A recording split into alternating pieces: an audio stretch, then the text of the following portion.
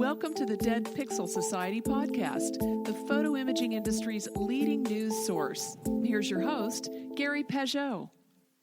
The Dead Pixel Society podcast is brought to you by MediaClip, Advertech Printing, and Independent Photo Imagers. Hello again and welcome to the Dead Pixel Society podcast. I'm your host, Gary Peugeot, and today we're joined by Troy DeBraal, who's the CEO and founder of MediaViz AI. And Troy's coming to us from San Diego, California. Hi, Troy. How are you today? Great. How you doing, Gary? I'm doing great. Hey, listen, you guys have those two letters in your name that everyone's talking about, AI. But before we get to that, how did you get started in this business?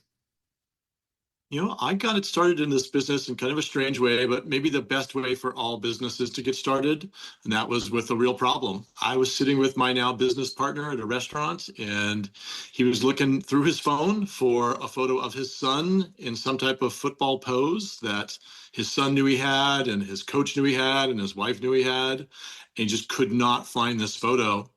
And he just slammed his phone down on the table, and he's like, hey, you help build giant software systems. Why can't you build something that can keep track of all my good photos and get rid of all this junk so I don't have to do this? And I just thought for a moment, why hasn't anybody solved that problem? Because I have that problem. He has this problem.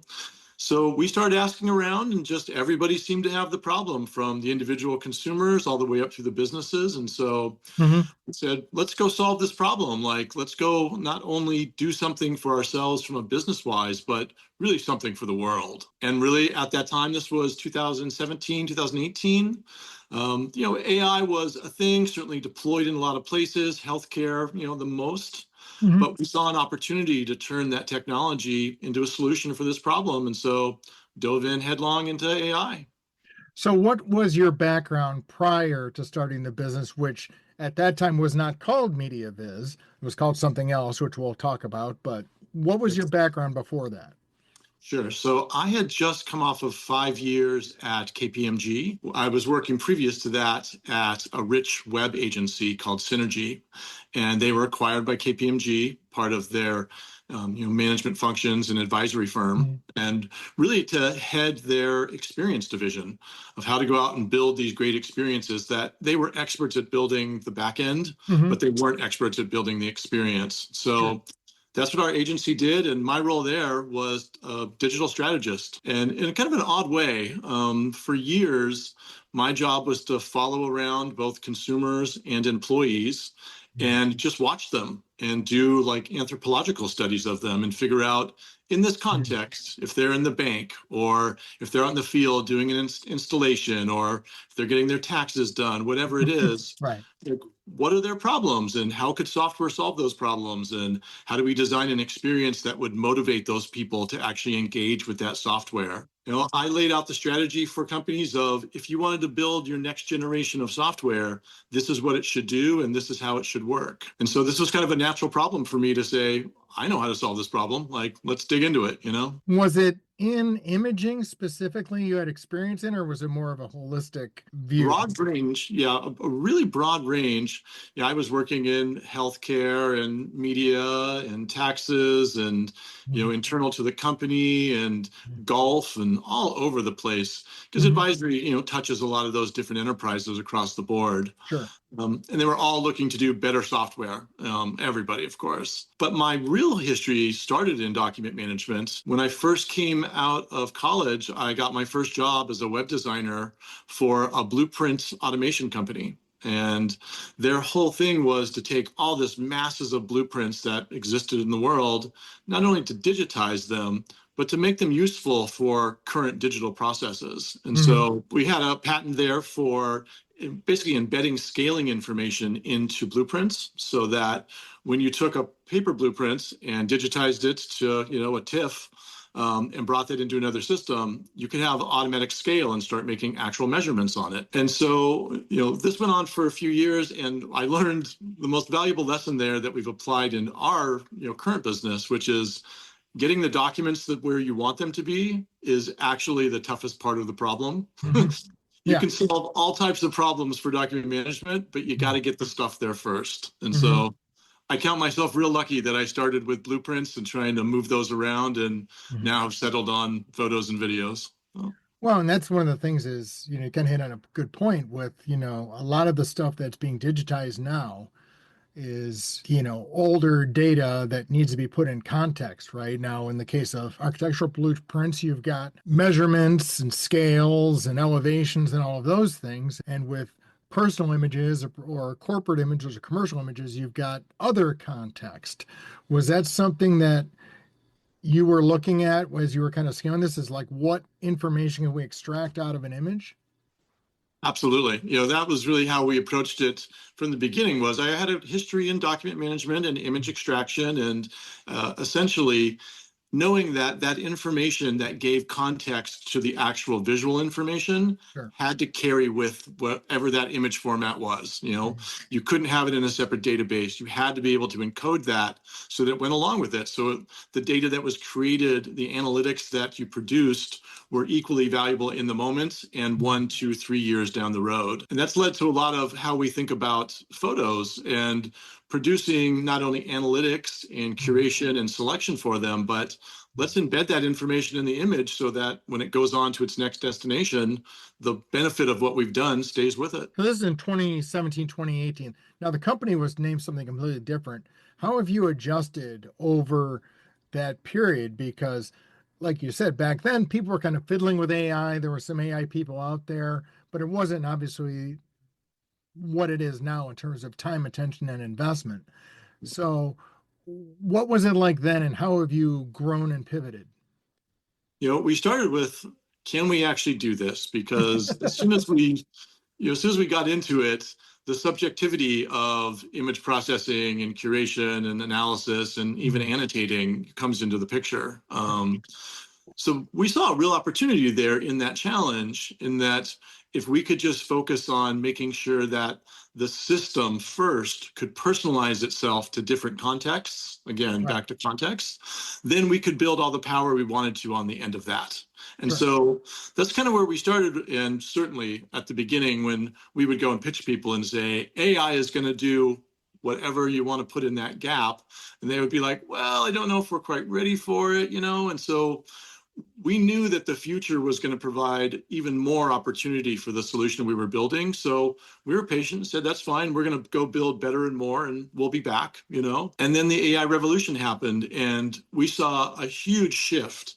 And I tell this story all the time, that within 6 months of ChatGPT launching, instead of us knocking on doors and saying, what can our AI do for you? Right. People were coming to us and being like, what can your AI do for us? Right. And so that was the change, and acceptance has been a huge part of that. Do you think that ChatGPT was kind of the point of the spear for all this stuff? Because I agree, it's sort of like it came out of nowhere, but people have been dealing with AI and machine learning and everything and imaging for a long time. What made it so different, you think, for that to raise the awareness of all this to everybody?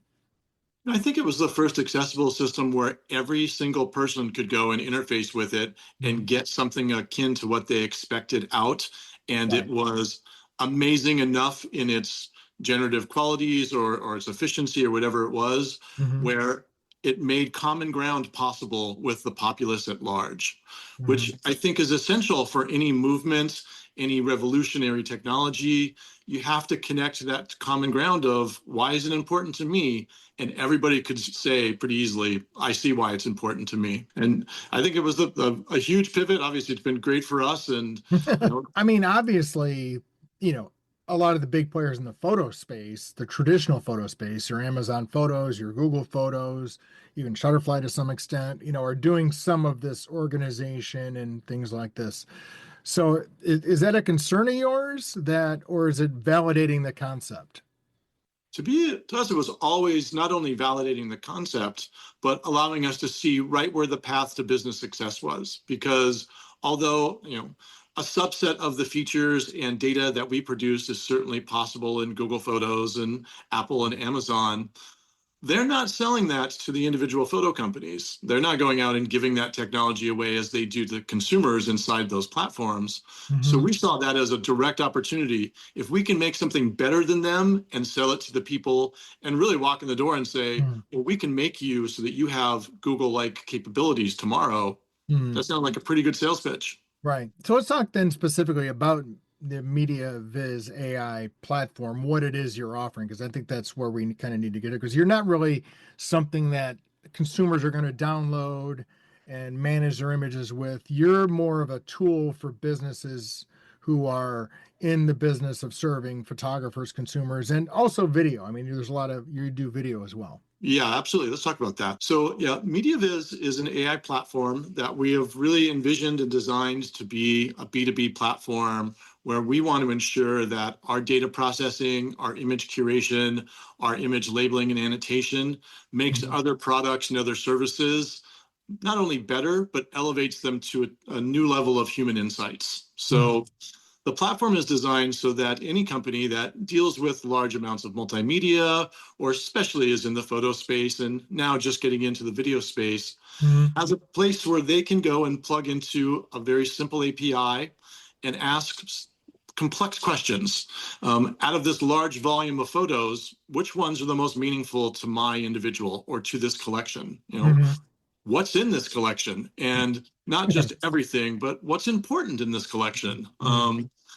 How does this collection reflect the person that collected it or made these photos? Mhm.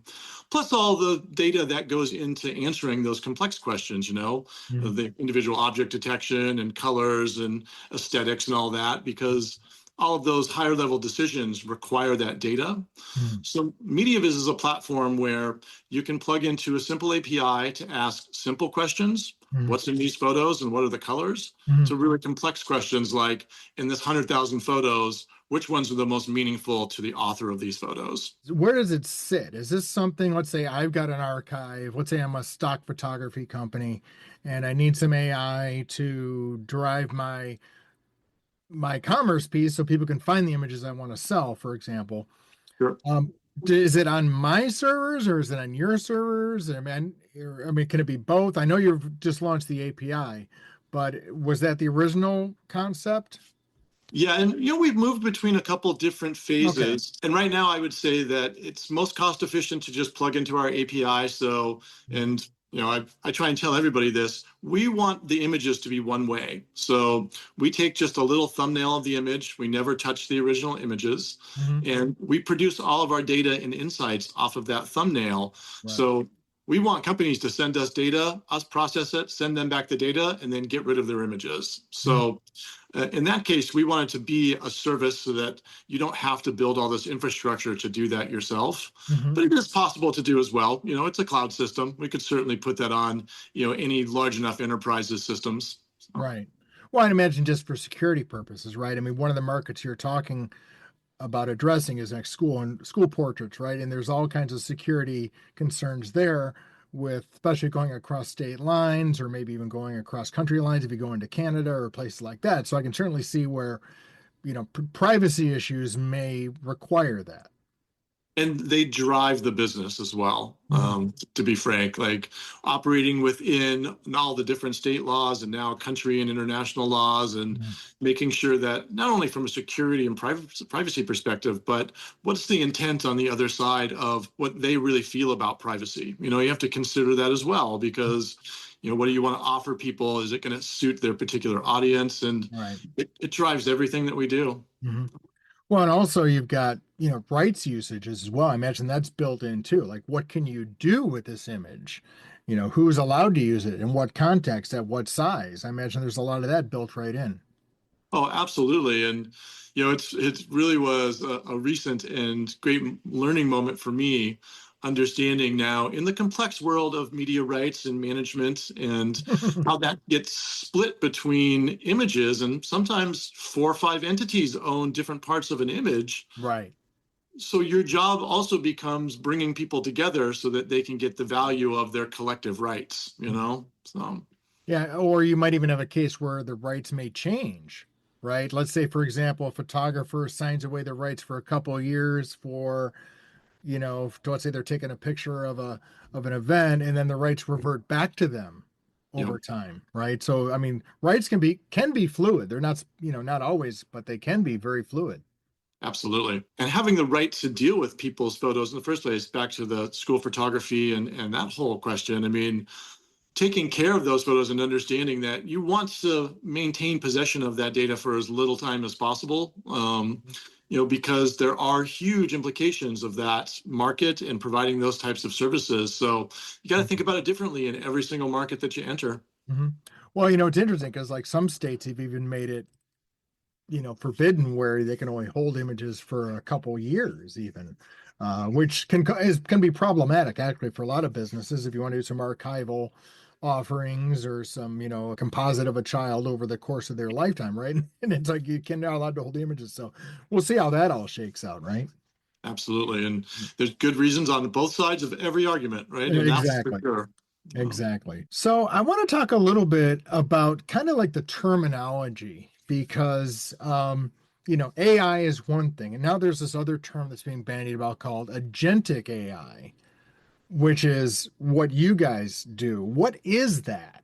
Explain it to me as if I'm 5.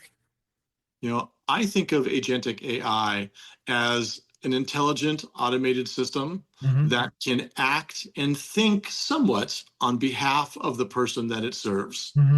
And I think that kind of breaks it down where, you can ask a lot from a lot of different AI systems today, and they will produce a result for you. Sure. But are they acting on your behalf or are they doing a service for you? And, once you cross that lane to they're actually acting on your behalf and sometimes doing things without your knowledge and approval. They're going ahead of you, making decisions for you, inferring things that they believe are true. I think you have to have that type of trust to really believe in agentic AI. And, we see a future where all of these agentic systems, which will start to take over a lot of the basic work and communication, I think, in a lot of different enterprises. Some of that's going to come down to video and image processing. And we feel there's a good place for us as the backbone to that. Like, we don't want to be the agent, but we want to be the system that serves the agent in those moments. So what would be an example of how an agentic AI system would work? You said it acts on your behalf. So let's say, for example, let's say you type a query in a stock photo space and it would say, I'm looking for, a jockey in a red thing on a black horse or whatever. And it may search, but then would it go create the image using a generative AI model, or what is that? I suppose it could if that was the purpose of the agent, but in that situation, I would think of an agent more like you had one stock system and you were looking for a particular set of keywords to find just the right image. And you said, agent, go through this very large archive and find this, right? Instead of just initiating a search for you, if they didn't come back with the perfect image, because they would review them before you saw them as well, right? This agentic system would probably say, none of these are good enough. I need to go to a different stock photography house and look there. Okay. So it's not only reviewing the results for you so that it's making a pre-choice, but it may even be making a secondary choice to solve your problem for you. Okay. That's kind of interesting. So it may actually be independent of the source of the images. Absolutely. And I certainly see agentic AI evolving very quickly to that point where where's the greatest number of resources today to solve people's problems? On the internet, right? So you may direct it at the beginning, but then ask it to do that further direction if it doesn't succeed all on itself or all by itself. So do you see it in doing something, let's stick with the stock photography example. Let's say, for example, you put something in and I want to have a jockey and a red top and it doesn't find it. Will it like go out and find it in another stock and maybe even negotiate the rights? Stay with us. We'll be right back. It's not up for you to decide whether I can or can't do it. You ask me what you need done, and I'll either say yes or no, but more often than not, I will find a way. Don't just assume you know what a person with a disability can or can't do. If I was building an agent like that, that's exactly what I would do. Enable it with commerce, enable it with negotiation, and make sure that it could go far and wide to find what I was looking for. And if it didn't, say, I made you a generative piece. Is this what you were looking for? Because maybe I can go look with visual search now instead of text search. Right. That's pretty cool. So, I mean, now that's not what MediaViz AI does now, but it's in the beginnings of that, right? Our dream for the purest form of agentic AI for MediaViz and our AI systems is to really act for you as you're taking photographs, mostly on your phone, I think, where that comes into play, Mhm. where our theme that we talk about a lot is let's let people create and let us curate. So if we had our own agent, we would probably have our AI living on your phone Mhm. and encourage you to just go and take photos. And we would do some of the decision making of, do I actually show this to the author or do I just throw it away? Is it too Mhm. bad to even for them to see? And Mhm. if they're taking lots of photographs, then what are the best 10% of these photographs that I can present and Right. say, here's what I think you should keep? What about like even going to the level of, hey, I know this photographer, how they edit, how they shoot, and I'm going to pre-apply some actions to it. Absolutely. I think that that's the natural extension. And we Mhm. talk a lot about those different phases of post photography production, right? Right, right. So, whether you're getting into editing before you're actually doing some of the curating always seems odd, right? You want to, take your full set and cull it Right. down to just the images you want to Yeah. edit. And so we see that process being a natural extension of what we're doing. Mhm. And, our AI is, I think, unique in the terms of it not only specializes to a person, but we do a one-on-one AI. So if you put your photos in, there's an AI system that springs to life and learns from your collection Mhm. and really takes in the decisions you've made, your composition decisions, your aesthetic decisions, the colors you use a lot, the subject matter that you shoot. So it can Mhm. learn about you before it makes those decisions. Mhm. And that to me is the next extension of that. Well, if I can learn about the things you do while Mhm. creating, I can also learn about what you do after to make them perfect. It's kind of interesting that raises kind of an interesting question of then of like who is the photographer, right? I mean, but if you think about it, with iPhones now, and Android, same thing, but with smartphones now, there's so much computational photography going in there to improve images Yep. that most people aren't even aware that the pictures they shot probably wasn't as good as it came out because Apple and Google put all the goodness in there to, optimize it. We see a huge break around 2018, 2019, where photos just completely shifted. And, if we look at our historical collections that we take in, you can kind of see where, because we have a filter for blur and a model for blur, Mhm. there's a point where it's almost not needed anymore because people aren't taking blurry photos anymore unless it's Right. on purpose. Right. Yeah. Yeah. So Or even like Flash. I mean, Flash photography has more or less disappeared now in a lot of ways. absolutely. I mean, people have them on the phones, but I think people use the light on the phone more for a flashlight than for flash photography. Absolutely. It's better at that. So. It's just it's interesting. So you identified certain verticals for the company to go after: sports and entertainment, digital asset management systems, photo labs and printers, school portraits, and stock photography. Why did you identify those markets in particular? What was kind of your thought process on that? We thought that those markets, in different ways and in different flavors, had the best qualities for us in terms of a mass amount of multimedia being produced, that Mhm. humans were either hand coding, annotating, curating, processing, where we could offer them not only efficiencies, but better products and services by Right. inserting us like in the beginning of their workflow. Okay. That's kind of interesting. So you need to be kind of more on the front end because I think most people think of AI as being a sort of as a back end curation or cataloging type model, but you're thinking it needs to be more on the front end. And the system is designed to do both, the Mhm. platform is, Right. but we think that the biggest bang and the biggest value is at the beginning because, again, we want to encourage Mhm. photographers in the future go out and create more because Mhm. you don't have to look through 10,000 photos versus 4,000. We'll Right. do that for you. And the best place to do that is right at the beginning of the process in almost all those workflows. So do you see this being built into like maybe not just smartphones, but also like standalone cameras like your Canons, your Sonys, your Nikons? Absolutely. I think when you get to the point where you can have the type of compute resources on a much smaller form factor, you will see all that move into any capture device that you can have. I mean, yeah, I even mentioned like even like security cameras, ring cameras, all things like that, where, I need to find this specific incident that happened in a short amount of time. Absolutely. Yeah. I mean, and a lot of those things, you have to store that video either right near that camera or actually in the camera. So why not do that processing in that place too? That's kind of amazing when you think about it.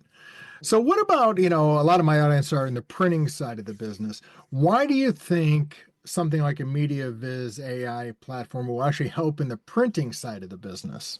Sure.